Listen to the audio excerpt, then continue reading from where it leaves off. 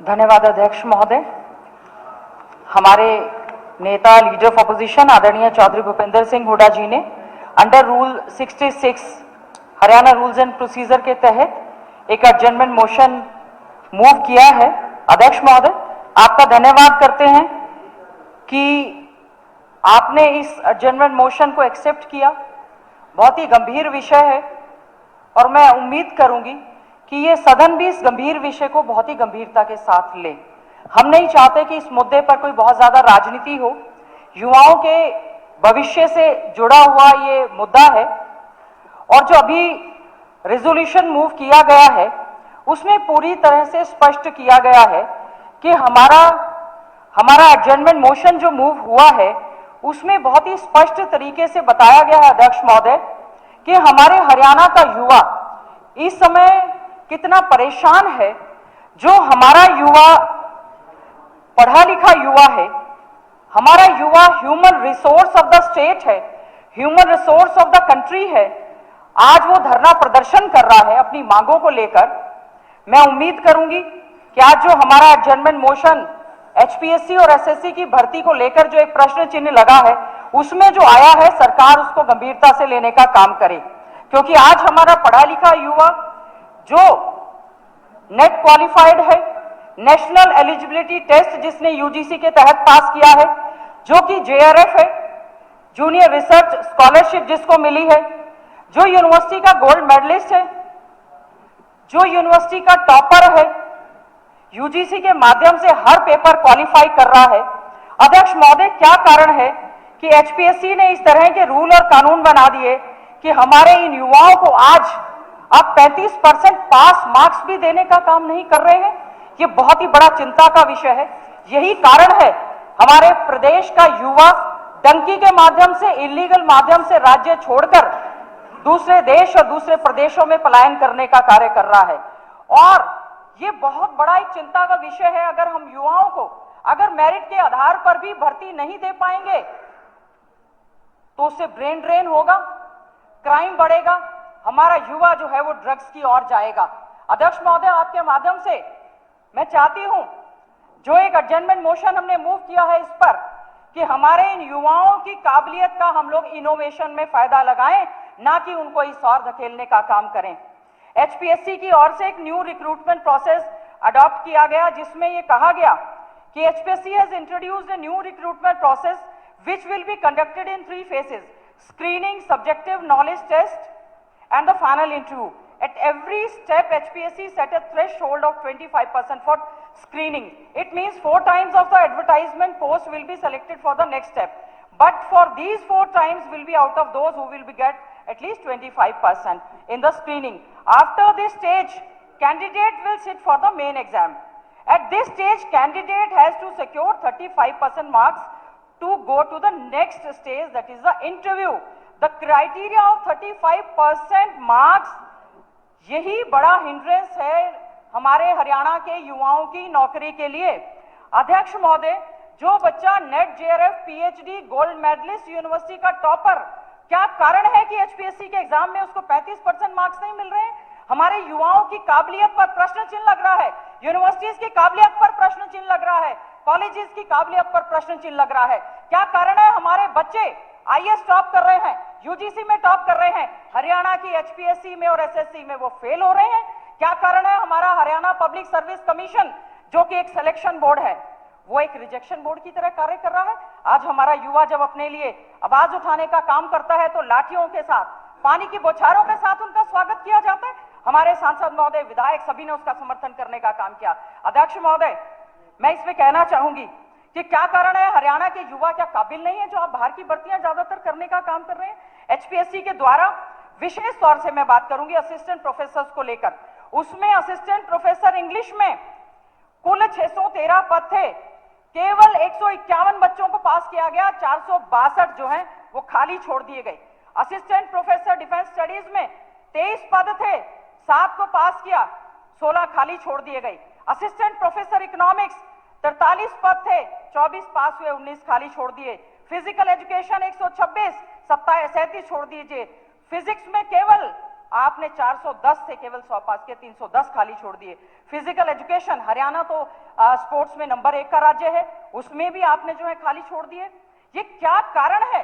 पहले तो हम ये कहते थे कि हमारा बैकलॉग पूरा नहीं हो रहा है, शेड्यूल कास्ट के साथ, बैकवर्ड के साथ, एससी के साथ, डीएससी के साथ, डिसेबल के साथ अन्याय हो रहा है। और आज हमारा हरियाणा का युवा, जनरल कैटेगरी के युवा, इतने काबिल युवा, उनको आप यहां पर ना लगाकर बाहर के राज्यों के युवाओं को लगा रहे हैं। ये बहुत बड़ा चिंता का विषय है। किस प्रकार से सारी की सारी बैकलॉग खाली छोड़ा जा रहा है, शेड्यूल कास्ट, बैकवर्ड क्लास, उनके हकों को भी नहीं दे रहे हैं। इसमें असिस्टेंट प्रोफेसर 35% की वजह से जो मार हमारे युवाओं ने झेली है, उसमें बीसीबी में 130 पद थे।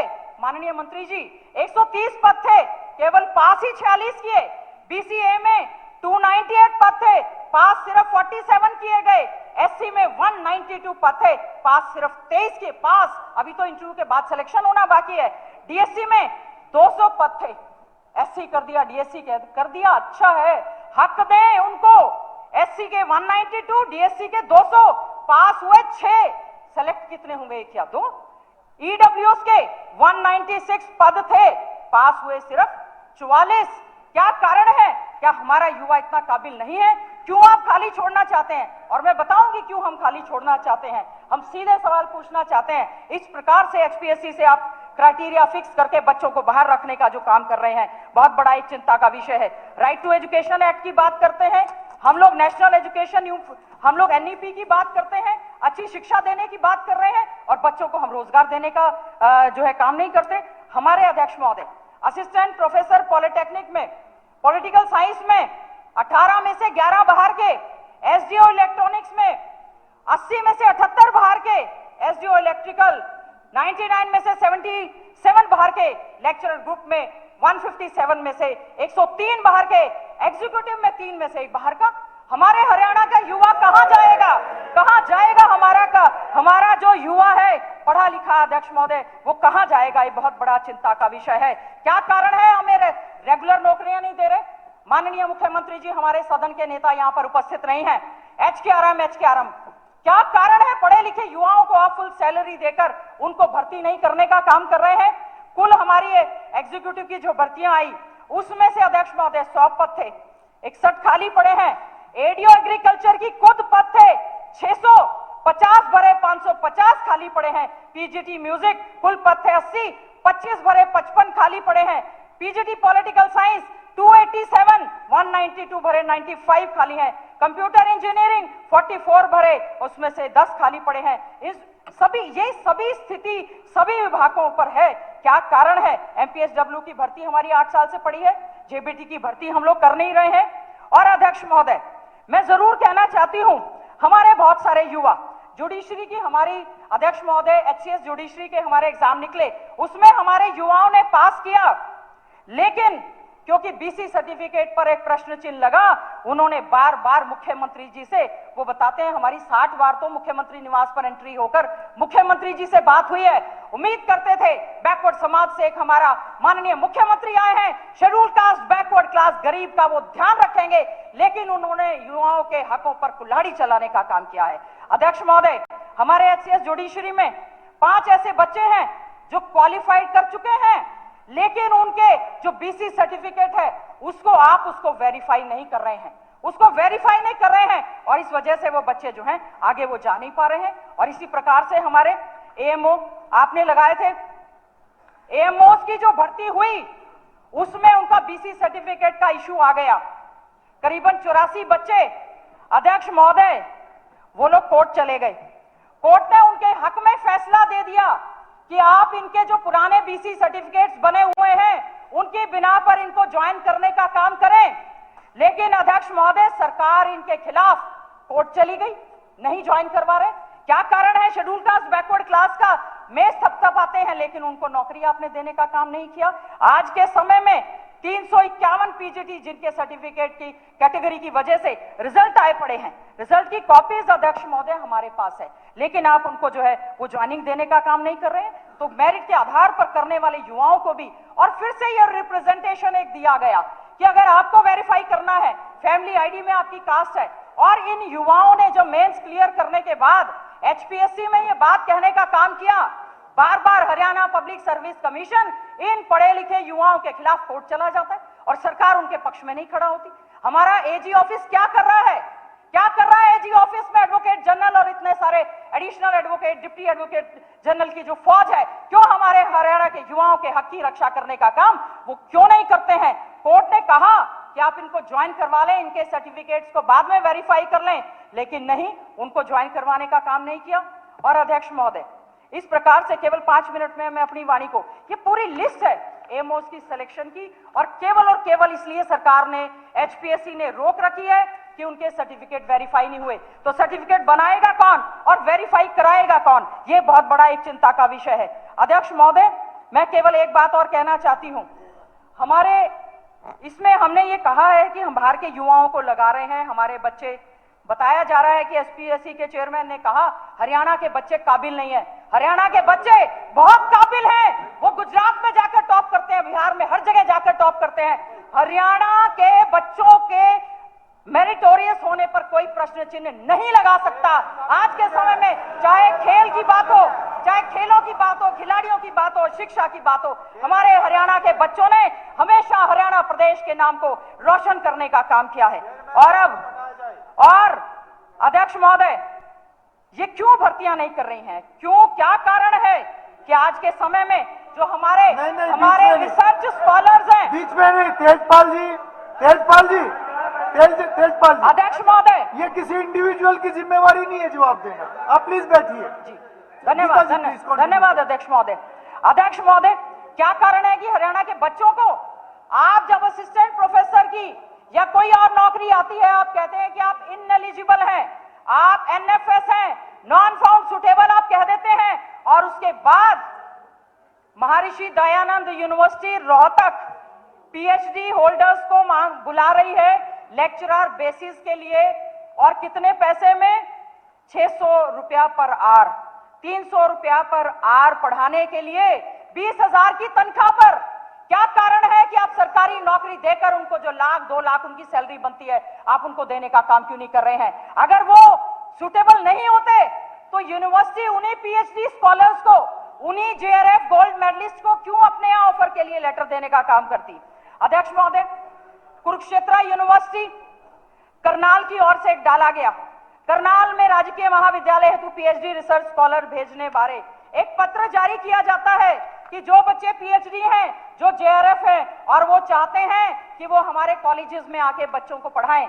अध्यक्ष महोदय, जो जूनियर रिसर्च फेलोशिप होता है वो अपनी फेलोशिप के लिए होता है, और उनको मुफ्त में तो आप ऑफर कर रहे हैं, क्या पढ़ा दें? और वैकेंसीज हैं, आज वैकेंसीज पड़ी हैं, इन्होंने वैकेंसीज पूरी संख्या लिखी हुई है, मैं डिटेल में जाना नहीं चाहूंगी। आप अपने कॉलेजेस में मुफ्त में पढ़ाने के लिए तो बच्चों को, उन्हीं बच्चों को बुला रहे हैं जिनको एचपीएससी और एसएससी फेल करने का काम करती है। अध्यक्ष महोदय, ये गुरु जम्बेश्वर यूनिवर्सिटी की एडवर्टीजमेंट आती है कि आप अपने बच्चों को यहां पर भेज दें, 1 घंटा पढ़ाने के लिए, 2 घंटा पढ़ाने के लिए उनको दिहाड़ी दे दी जाएगी। क्या हमारे हरियाणा का युवा दिहाड़ीदार लगेगा? अध्यक्ष महोदय, मैं कहना चाहती हूं, कुरुक्षेत्र यूनिवर्सिटी में regarding the deputing the PhD research scholars to the government colleges for the different colleges. अध्यक्ष महोदय, सारी यूनिवर्सिटीज का यही हाल है, सारे कॉलेजेस में जब शॉर्टेज है, केवल बात प्रोफेसर्स की नहीं है, जब सभी विभागों में शॉर्टेज है, आप हरियाणा कौशल रोजगार के निगम के तहत ठेके पर भर्ती करके उनके भविष्य को क्यों खराब करने का काम कर रहे हैं? और इन रिसर्च स्कॉलर्स जो हैं 10,000, 15,000, इसी में इनकी जिंदगी निकल जाएगी। इसीलिए हमारा बच्चा जो है आज का फ्रस्ट्रेट हो रहा है, और बाहर के लोगों को, हमारे पास उसकी भी लिस्ट है, बाहर के जो स्कॉलर्स हैं अयोग्य होते हुए भी उनको यहां पर बुलाकर 15,000 में उनको बुलाने का आप काम कर रहे हैं। बीए पास लोग कॉलेज में जाकर पढ़ाई देने का काम कर रहे हैं। तो मैं तो केवल इन्हीं शब्दों के साथ अध्यक्ष महोदय आपका धन्यवाद करते हुए, बहुत ही गंभीर विषय का एडजर्नमेंट मोशन आदरणीय चौधरी भूपेंद्र सिंह हुड्डा जी ने मूव जो करने का काम किया है, ये हमारे हरियाणा के युवाओं के भविष्य से जुड़ा हुआ प्रश्न है। आप एचपीएससी की वर्किंग पर कृपया करके ध्यान देने का काम करें।